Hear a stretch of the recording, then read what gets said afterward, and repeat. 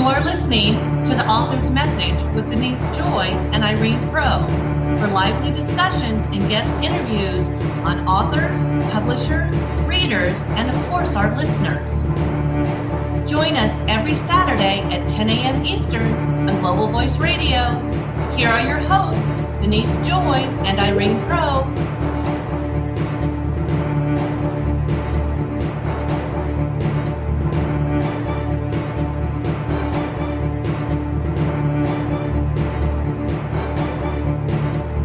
Hello, everyone. It is another episode of The Author's Message with Irene Pro and Denise Joy Thompson. So I hope everyone has been having a great time and that you all have been reading and writing, because that's what this show is all about. We want to talk about any questions you have, any ideas that you have. We want to talk anything about authors. And one of the things that Irene and I were talking about is February is a great month for writers, and also not just writing for themselves, but because of Valentine's Day, we probably had a lot of people trying to be an author because they wanted to say nice things to their loved ones. And in regards to that, Irene, what did you see that was going on in regards to writing in regards to Valentine's Day? Oh, wow. Quite a lot. Between Twitter, Instagram, even LinkedIn, I was like, oh my gosh. People were really trying to rhyme or send a love letter. And it was beautiful to see that, or, they rewrote someone else's love letter or quote, all to do with Valentine's. Some poems and quotes that we have read, because my team does read a lot here besides myself. A lot of it was beautiful to see, and a lot of people who've never written anything were writing for the first time. We're writing almost out loud. That's the only way I can describe it correctly. Writing out loud. Just like we make our voices out loud, but they were writing out loud, which was really, really, for me, what a great opportunity to see everybody in their true element. And some of them were very successful. And, I'm applauding to all of you wonderful, amazing people who wrote out loud. Well, one of the things, the fact that Valentine's Day is in February, and oftentimes for Valentine's, we see poems, we see poetry. Yes. Whether it's poems and poetry by the famous poets, or as you mentioned, people on Twitter and Instagram, Facebook, LinkedIn, they're becoming their own poets. And February, besides being the month of love, is also National Haiku Writers Month. And haiku is a form of poetry. And a lot of people may not be familiar with this specific style. But since on The Author's Message, we talk about all things writing and all things to authors, this episode, it made sense that we talk about haiku. Oh, absolutely. Absolutely. Because, look, I'm lucky if I can even pronounce it correctly. Haiku, it's like, and, I love that. But, the more and more that you say it to yourself, absolutely love it. And this month is it International Haiku Month or? Well, when we were talking about it earlier and wanting to talk about it on the show, because it is different, right? It's not every day, and especially in America, that we talk about haiku, because it's a Japanese style of poetry. So, in looking at the research, it was actually National Haiku Writing Month. And what's interesting about this month is it actually started in 2011. And it started in 2011 because an American author who was writing haiku saw that there was the novel writing month, which is in November of every year.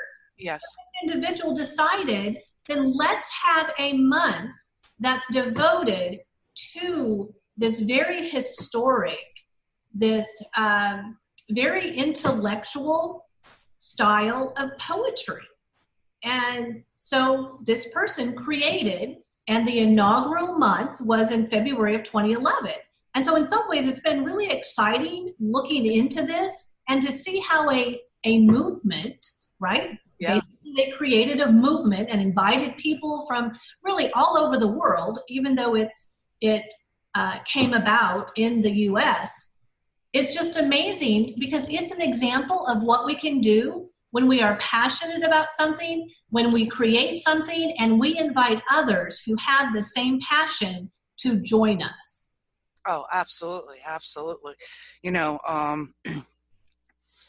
it's beautiful to see that. And, you know, when we were talking about it earlier and you were, you know, just educating, you know, giving me the background, and it was something new because, you know, I always thought it was, back in October, and it's not. And I think that's, you know, amazing. It's like the first Hallmark card almost. And Mother's Day card, because that's where it really started with Mother's Day card, Valentine card, and it's beautiful. So now I know, do you have any samples that you can give us on haiku? I do. And you know, one of the things is I almost had to stop myself once I got into looking into haiku. And I actually remember when I was in school, and I don't remember if it was elementary, like 5th and 6th grade, or in junior high, when you had to take literature and you learned about the different genres. You learned about poetry. You learned about Shakespeare. Yeah. You know, because Homer and the Iliad and the Odyssey, and you know, what was the play that we were going to enact. And for those of us, and I think everyone in the world, and not just those of the Christian faith, you know, when you talk about poetry and what has contributed the most, then the Bible basically is the tome that has influenced poetry the most in today's times, right? Because poetry had been created prior to that, but that can really be designated as one of the most influential, along with all of the Greek poetry and epic. Well, Egyptian, you know, if you look at the Egyptian, if we go back to, as you and I call, first writing, you know, even, you know, Man Cave wrote on the wall. That was your first, he was writing out loud. Okay. He was drawing a picture and writing out loud. And you go back to all of that, and you read it and you see the beauty in it, not just in the carvings or the artwork, but you hear the words that touch everybody. You know, that's why so many people fall in love with Romeo and Juliet, you know, Shakespeare. Mm-hmm. Emily Dickinson, who's one of my daughter's favorite poets, and some of her wonderful writings. You know, it's marvelous, you know, and like I said, I guess that's the correct words to use is writing out loud. Well, and you know, it's just amazing what we can do to share our message, and that is what every form of writing does. Is it is sharing a message. So when we talk about haiku and its origins, it actually was developed in the mid-16th century, BC. And so there was a lot, I mean, it's been around a long time. Now, the more current form doesn't necessarily follow the traditional Japanese style that has 3 lines, right? And Right. as I said, I remember trying to write this when I was in school, and there's 3 lines, and it usually contains 5, 7, and 5 syllables, and it doesn't Yes. have to rhyme, right? So you're working with a very small amount of words, amount of syllables, 17 syllables total, to convey a message, to share a thought. And so I thought that was. Oh my gosh. Then living in gratitude daily, everybody should pick that up, because now we can call that with the message the same. This is your haiku for 365 days out Right, of the year. right. Yes, exactly.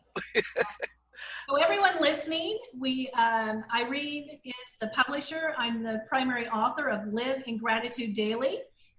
We definitely want you to go out and buy a copy. Join us on our journey, 365 days, Live in Gratitude Daily. And so one of the other things I found out about haiku that was interesting, it usually has a seasonal or nature reference. It wasn't just about love per se. It wasn't about anything really going on in the world. It was about a reference to nature and a reference to seasons. And so, Irene, you had asked about some examples. And one of the famous Japanese authors, creators of haiku, and I'm pronouncing his name may be a little bit off, and I apologize that, Matsuo Basho. Oh. And he wrote The Old Pond. So here is the haiku. The old pond, a frog jumps in, sounds of water. So for our listeners, listen closely to what the message is or what is being described. And you can see the words. You can experience the message in this. The old pond, a frog jumps in, sound of water. Now, what does that mean to you? So when I first read this, I mean, I'm seeing this pond, right? So I'm walking in the woods. I walk out of the woods. I see an old pond. Right. And so as I'm watching, this frog goes up to the edge of the pond. And again, this is in my mind. This is my mind's eye, the vision from what these 3 lines, what I learned, what I heard, what I felt from this. So the frog walks up to the edge and he watches. Yes. He's noticing, he's observing. And then he jumps in. There's a splash. And then you see the ripple effect, the sounds of the water, the sound of the splash, the sound of the water then rippling. And then as the ripples go out above the pond, the top of the water, and then there's silence.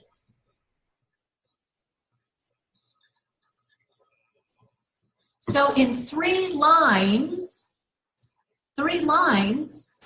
that is what I experienced.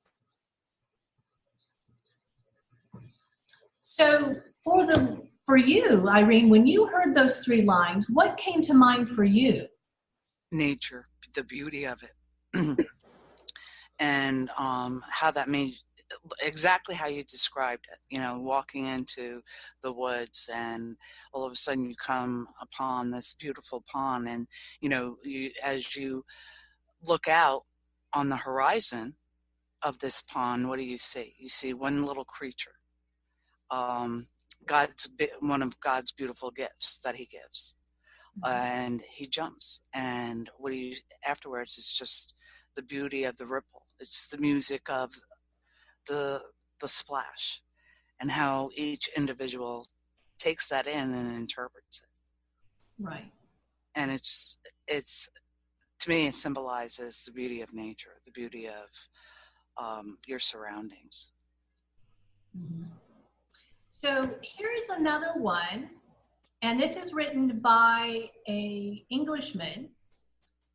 And it doesn't, the syllables are not the traditional syllables, but it's still 3 lines. So as our listeners are listening, see what comes to mind for all of you. The wind, undecided, rolls a cigarette of air. The wind, undecided, rolls a cigarette of air. So what comes to mind for you, Irene, as you listen to that, as you think about that?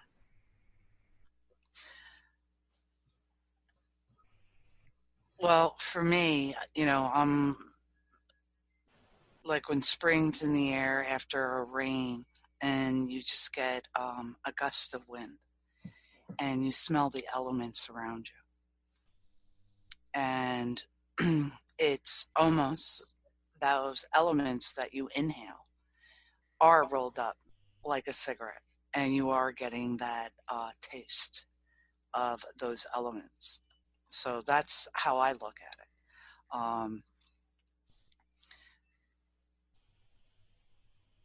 I like that. Gotta post that today somewhere.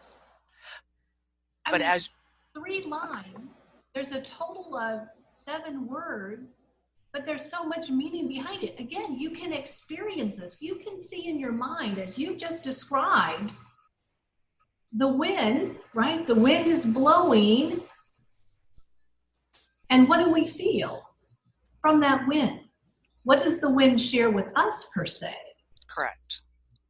And then if you see some clouds, right, we can almost imagine as it rolls the cigarette of air and we see the clouds, right? Yeah. Almost like then the smoke from a cigarette. Right. But it could also, depending on each individual situation, it could be, the air of something gloomy coming to happen and be prepared for it. There's a lot of different angles that we can all look at this. But I try to look at things in a more positive way, but it also depends on everybody's personal situation at that time when they read that. What does that mean to them? Right. And I think that's what I like about that. It's almost like when Twitter first came out and Instagram, if you really think about it and break it down, we were only allowed a certain amount of characters, exactly like a tune. It's just, and you needed to convey the same exact meaning in less words. Right. So now when Twitter first came out, was it with like 120 characters? I think it was characters, and that included comma, space, and that's what a lot of people couldn't get under control when it first came out. What do you mean? And again, that's another language. It's almost like, not to go back and show tell my age, but I used to do shorthand. And in high school, you had a choice between typing or shorthand or all of the above. And I took typing and shorthand and all of the above because I liked shorthand. It was doodling to me. It was drawing. So I picked up on that. So, and that's how I look at, but again, you only had, certain amount of characters to symbolize a word, a sentence, a phrase. And ironically, and Irene, I was a great typist. I took shorthand also. I mean, that's what, in some ways, that's what girls did. Correct. But we also learned how to balance a checkbook.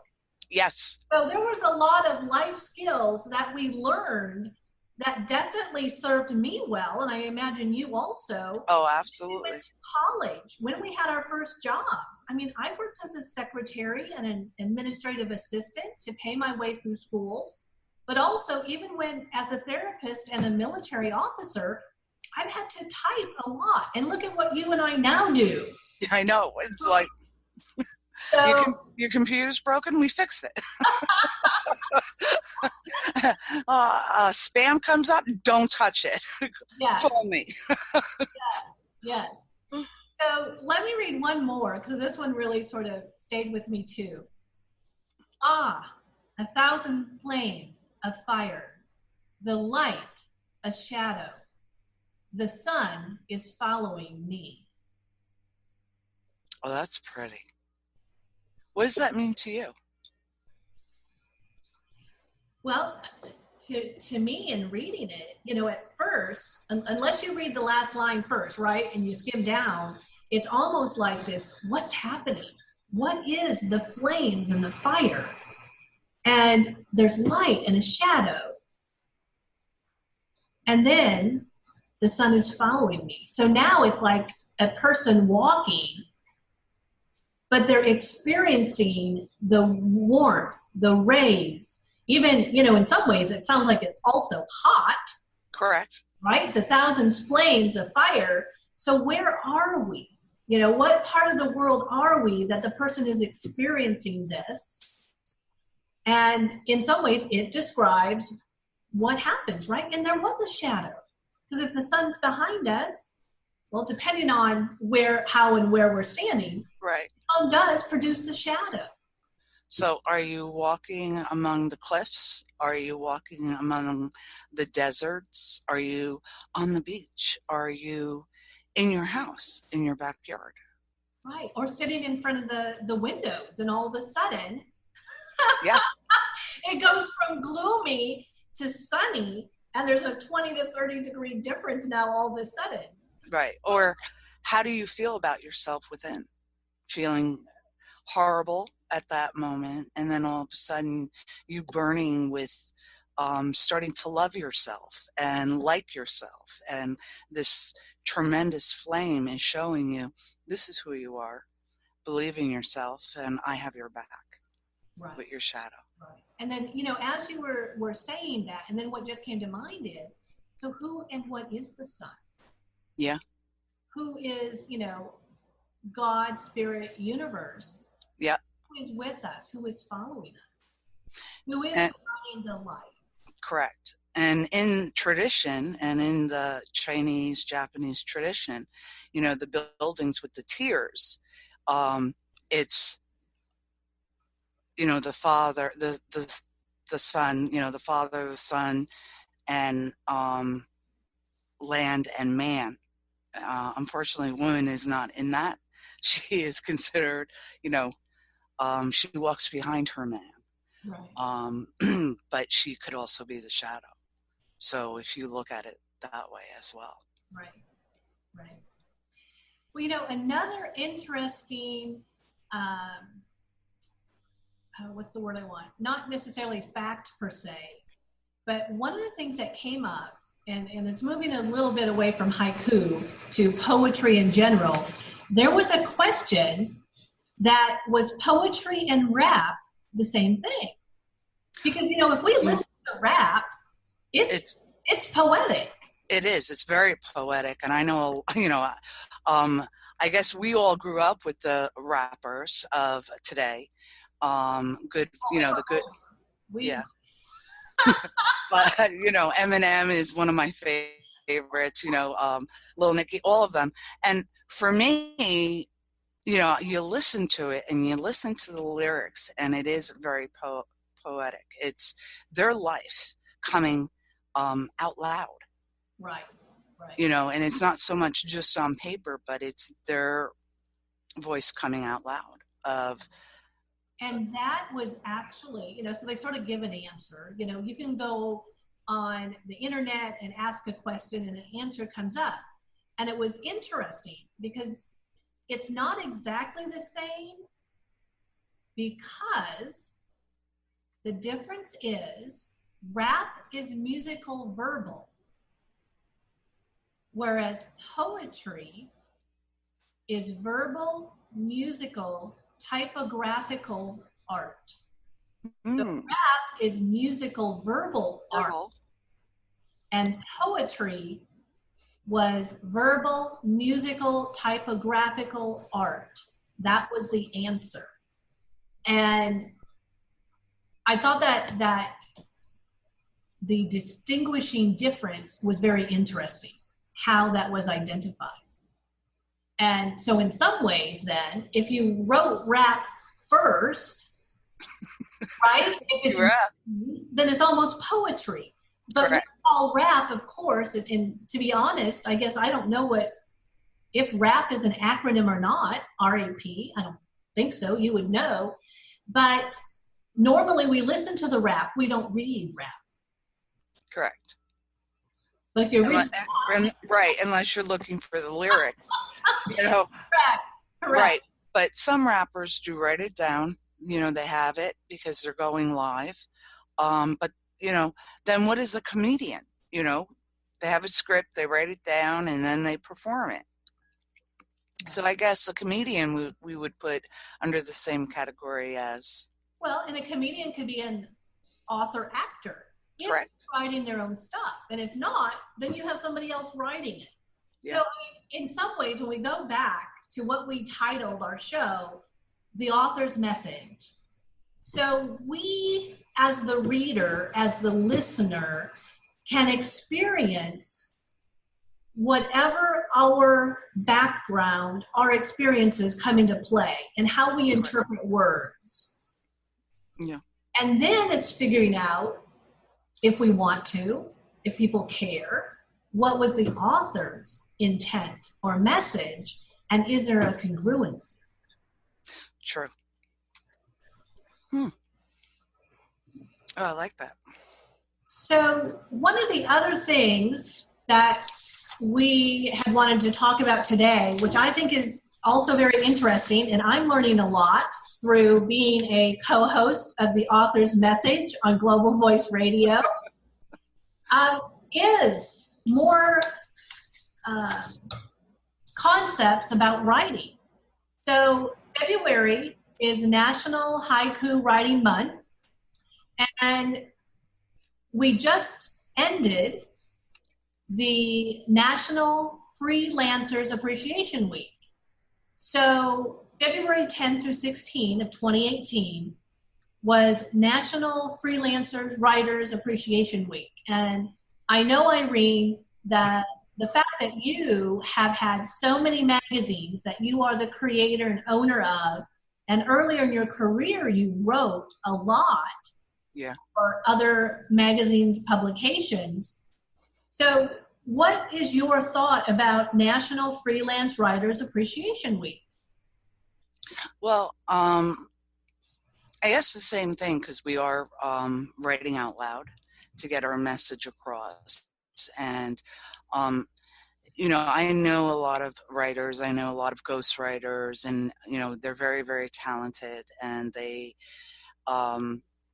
it's getting your words out, your story out, or someone else's story, or a fable, or a small, short poem. And everybody, when you say freelancer today it's entrepreneur. We're no longer considered, that stereotype, oh, you just freelance. We're entrepreneurs. We own our own business now. We own our own words now. Our words are our copyright. So there are words, and we're writing out loud. We're blogging. We're writing in a newsletter. We're writing in Huffington Post. We're writing in Global News. We're writing on Global Voice, a radio station. So, and you're writing a small article or your own column in different publications, through social media, through content, especially PR content today, because no matter what you do and when you post, the new genre is content. Content is queen. I'm sorry, no longer king. Content is it's very important with your content. So you see more and more people out there willing to write, but again, you're coming from the arts, and they're hungry, starving artists that have beautiful meanings with their words, who can write.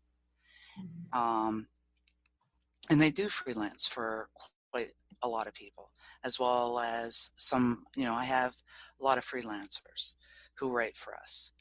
And I don't consider them freelancers. I consider them part of my team, the beautiful team.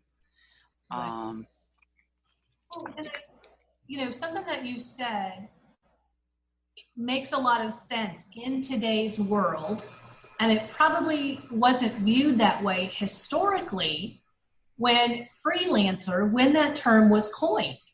Because people just thought about, well, I'm just going to write articles, I'm going to hopefully get paid, and then I pay my bills. Not necessarily setting up what they were doing from a business perspective. correct. Because I could imagine that there are freelancers, and I used air quotes, that nowadays make a lot of money. They are now famous. And so their articles, what they're contributing to publications, garner quite a bit of money, which is great because you mentioned so many magazines and there's so many more out there that we would not have if we did not have freelancers. Right. We did not have people who choose to write for a living. They are contributing to our experience, right? They're contributing to our knowledge. And without them, what would we be doing? Yeah. And it's true. It's like, you'll see, the book industry, the author industry has grown tremendously. Okay. There's never enough books. I really have to say that there's never enough stories out there. Regardless, research out there. There's just never enough books out there that can captivate the mind of the reader. And that's a totally new regime today. It's like, oh my gosh. And that's something, if you look at it on a resume or your portfolio, you should be a writer. You should jump on or be a part of an anthology, or write your own short book and have it go viral. Write your newsletter, your blog. Be a part of another publication to get your words out there, to be seen, heard, and read. Right. And a lot of people don't look at it that way. Right. And one of the things that you mentioned about becoming an author, when we talk about freelancers, because sometimes they're behind the scenes, and without freelancers, people need to understand that most of these celebrities, most of these famous people don't write their own biography. Oh, and I call them the patia. I'm not even going to pronounce it correctly, and I do apologize. Paparazzi? Yes, of writers. Right. Okay, we put ourselves all in certain categories. Right. And freelancers. We're freelancers. So, we're running to get that story. We're running to Washington, D.C. because what else is going to happen out of, the White House this week? Or, even a lot of the scripts for news anchors are written behind the scenes by editors and freelancers. So I think that bringing this to light, having a National Freelancer Writers Appreciation Week, people can, because hopefully now, and by the post about our show and listening to our show itself, that people will have a greater appreciation and better understanding. Because we would have a huge lack of entertainment in our world. Oh my God, yeah. If we did not have freelance writers. Yeah. And it is a business for them. I mean, we know people who ghostwrite make a lot of money.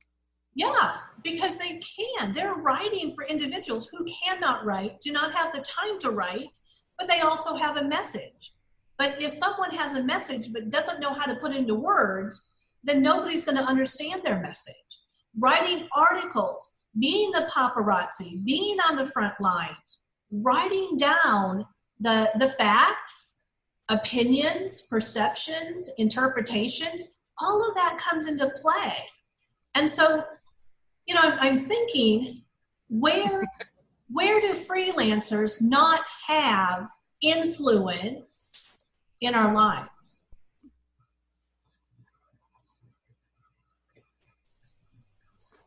Where is that?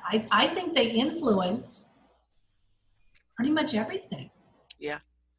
Well, like I said, content is queen. And your mission, every time you post something and you're engaging with your words, you know, I call you the wordsmith because you'll go in and you'll fine tune something and write it differently than someone else would write it, and your influence are your words. Words can be hurtful. Certain words can be the best thing in your life. Right. And make someone happy and make someone cry. Your words are just like the old saying, a picture tells 1,000 words. Right. Right. And so it goes back to the author's message. Yes. The title of the show and the meaning and intent of what an author shares with the world. Yeah. One of my favorite poems and that I like, and I have in all our publications, and I'll read that to you in a little bit. When I had first heard it, not out loud, I had first read it, and I didn't know who it was by until you got all the way to the end. I thought it was written by JFK, and it wasn't. It was written by Jimmy Carter, one of our other presidents. And it touched me in a way that I look at life as living color. I look outside my box and I look at people as art. Outside, nature is the best canvas anyone can give you. And regardless the time of season or day, it's the most beautiful canvas of life. And it gives us everything. It gives us food on the table. It gives us air that we breathe. It gives us comfort, joy, the heat from the shadows within, the frog that jumped into the lake. So that's how I look at, and the cigarette filled with so many wonderful things. Okay. And this is one of my favorite poems that, again, I'm going to take us into a different page here. So I don't know if you'll be able, if you give me one quick second here.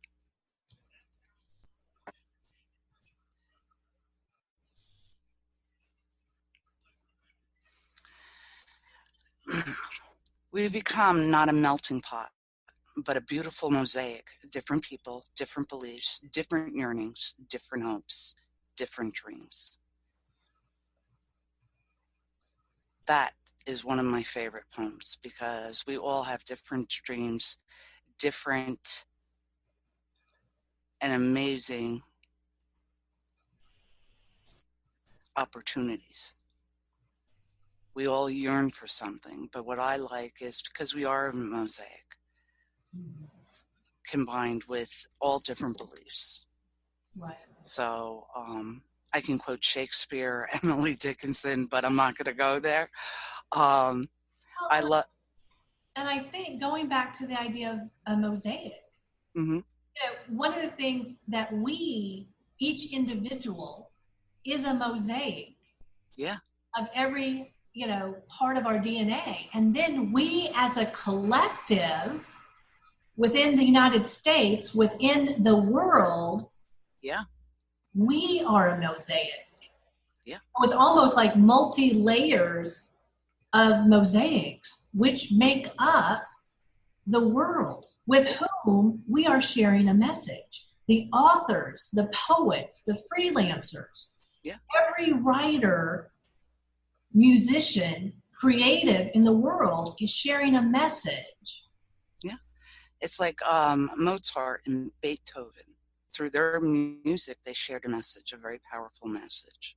Yeah. Even through opera, and I love opera, so I just want everybody to know that I'm a big opera fanatic. I throw Madame Butterfly on when I clean my house, and that means everybody get out of the house. Okay, so, but it's true. We are a layer and a layer and a layer of mosaics, and leave it, and that is beautiful. And I guess, you discussing it and bringing it more out, that's why this poem means so much to me inside, because I look at everybody globally. We work with everybody globally, you and I, on different levels, and it's very fitting. It's very fitting. Right.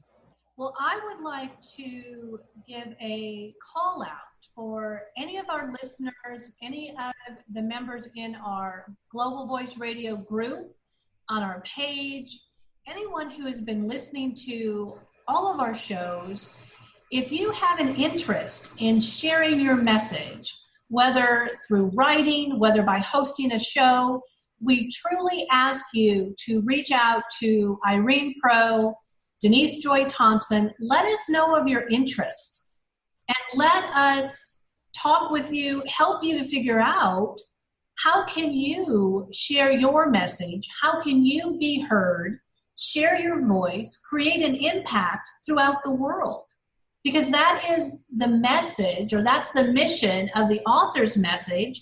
It's the mission of Global Voice Radio, that we provide networks and platforms for anyone to be heard. Absolutely.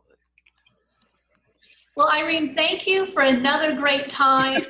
And I have so much fun when we get on our show together and we talk about things. We introduce things that hopefully is exciting, is interesting, and gives people something to think about. So we do appreciate feedback from our listeners. But, and definitely let us know if there's anything else you would like us to discuss on our show, the author's message here on Global Voice Radio, because we really do want to serve you, share our thoughts, share our message, and also support you in what you are doing.